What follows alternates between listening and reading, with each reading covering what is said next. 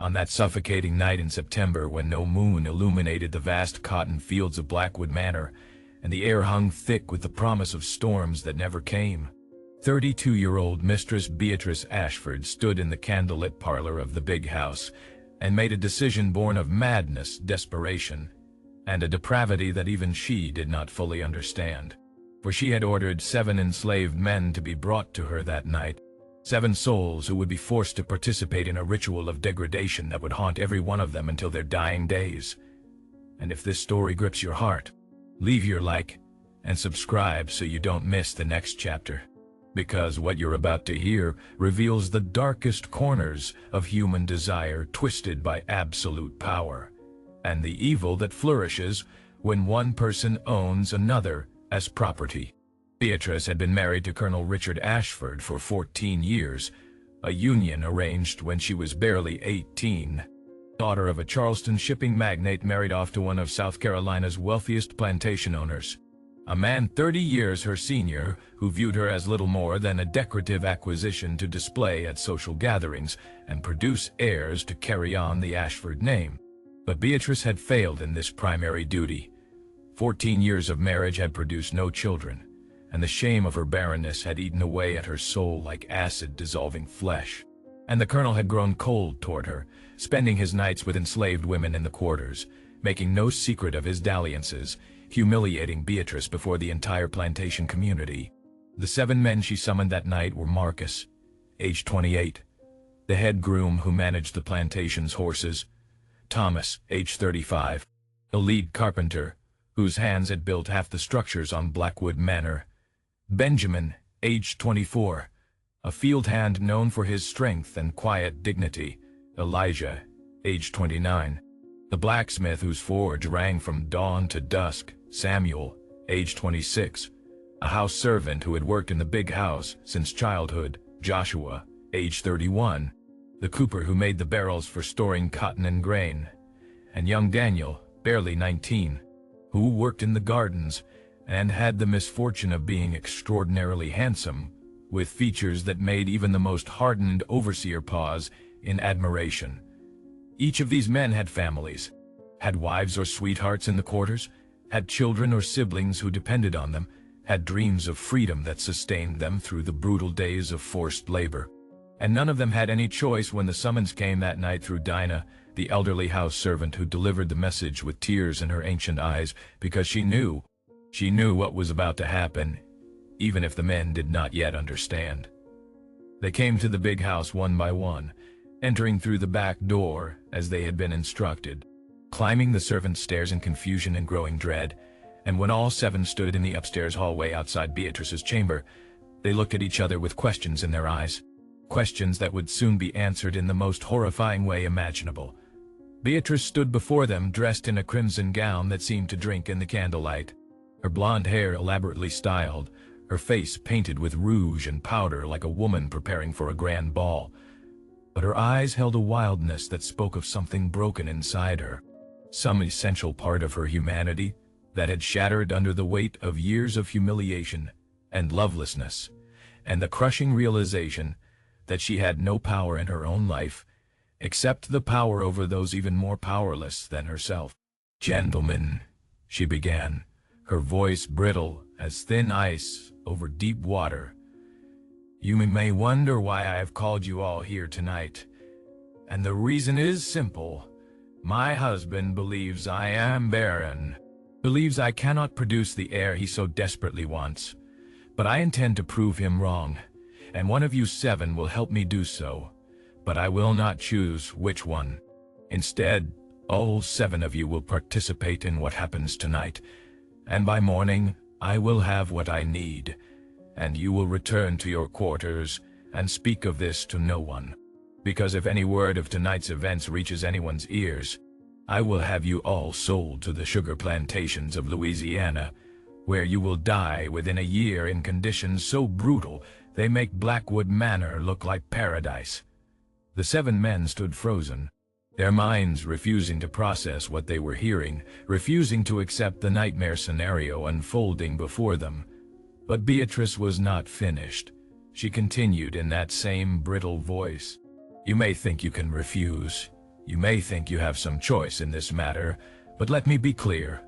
I own you, my husband owns you, and if you do not comply with my wishes tonight, I will have your families destroyed, your wives sold, your children scattered to plantations across the South, where you will never find them.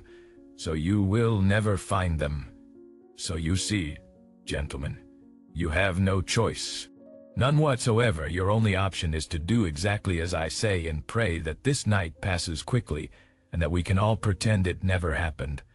Marcus, the eldest and most respected of the seven, found his voice, speaking with a dignity that even chains could not strip away. Mistress Beatrice, what you asking ain't right by any law of God or man. What you asking gonna destroy all of us. Our families, our souls. Please don't make us do this. Please have mercy. But Beatrice laughed, a sound like breaking glass, and said, Mercy? Where was mercy when my husband humiliated me night after night? Where was mercy when society judged me worthless because I could not produce a child? No, Marcus, there will be no mercy tonight. Only necessity, only survival, yours and mine. Now all of you will enter my chamber and we will do what must be done. And may God forgive us all, though I doubt he will. Who heard this story could not remain indifferent, just as you should not remain indifferent. If this story touched you, leave your like, so it won't be forgotten.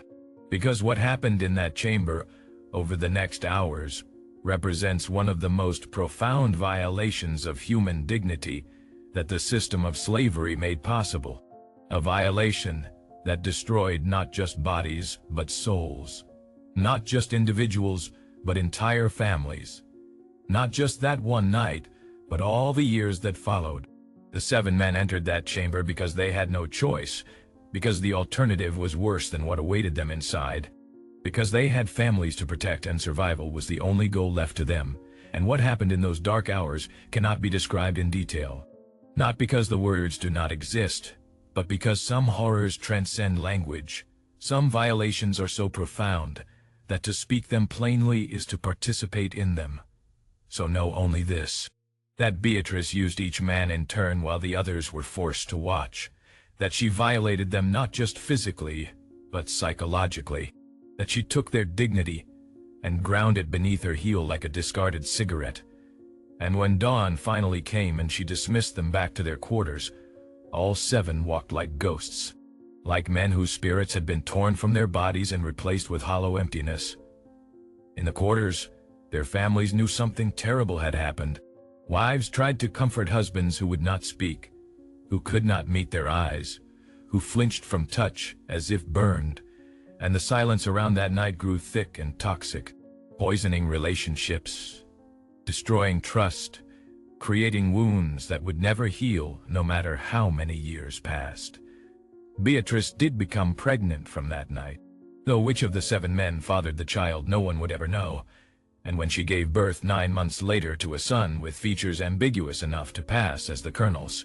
The plantation celebrated the arrival of an heir, and Colonel Ashford was so pleased that he gave Beatrice a diamond necklace worth a small fortune, never suspecting the truth of his son's parentage, never knowing that his wife had committed an act of such desperation and evil that it had scarred 7 men and their families forever.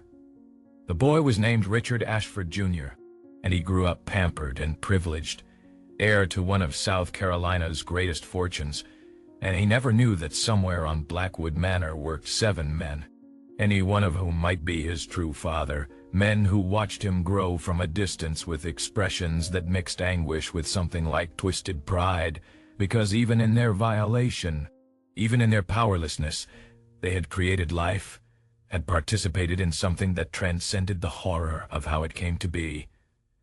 But the 7 men were never the same after that night. Marcus developed a drinking problem that eventually killed him, stealing corn whiskey meant for the overseers, until one night he drank so much his heart simply stopped. Thomas became withdrawn and angry, lashing out at his wife and children until his family fractured, and he died alone years later in a fever epidemic. Benjamin tried to escape 3 times, each time being caught, and whipped. Until the third time, when he made it all the way to the North Carolina border before dogs tracked him down and the slave catchers beat him so badly he walked with a limp for the rest of his short life. Elijah stopped speaking almost entirely, became a silent ghost who worked his forge mechanically, his eyes dead, until one day he simply walked into the nearby swamp and never returned, his body found weeks later tangled in cypress roots. Samuel, the house servant, hanged himself from a beam in the barn 2 years after that terrible night. Left no note, no explanation, just a body swaying in the morning breeze when the other slaves came to begin their day's work. Joshua went mad gradually, talking to people who were not there, laughing at inappropriate moments, until finally the colonel sold him to a slave trader because mad slaves frightened the other workers and disrupted productivity.